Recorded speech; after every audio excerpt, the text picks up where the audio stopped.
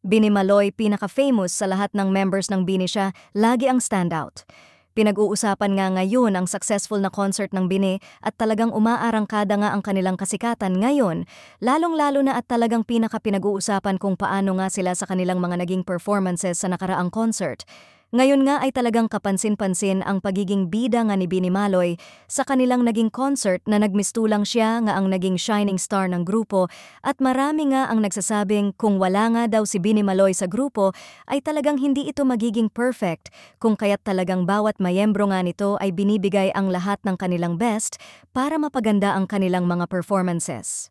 Sa sobrang success nga ng kanilang naging concert at kahit ang kanilang mga nagdaan na ding concert ay maraming ang mga fans ang nagsasabing kaya sobrang expensive ng tickets, ang bongga ng mga props and performance ng Bini may nagsasabi nga ding napakaganda at napakahusay nga nila, dagdag pa ng iilan na hindi nga nakapunta sa concert ng grupo, ay one of my dreams na gustong matupad, makita ko sila in person before ako mag-30. They are the first P-pop na naging idol ko. Lord, simple lang naman hiling ko masipag naman ako. Pagbigyan mo na ako. Marami nga din ang nag-congratulate sa success nga ng kanilang concert, lalong-lalo na ang mga sikat na mga celebrities na talagang humahanga nga sa kanila. Ngayon na sila nga ay iniidolo na ng karamihan, lalong-lalo na nga ng mga kabataan ngayon. Sila nga ang nagbibigay ng kasiyahan din sa mga Gen Zs at talagang hindi dumadaan ang araw na hindi napapakinggan ang kanilang mga awitin.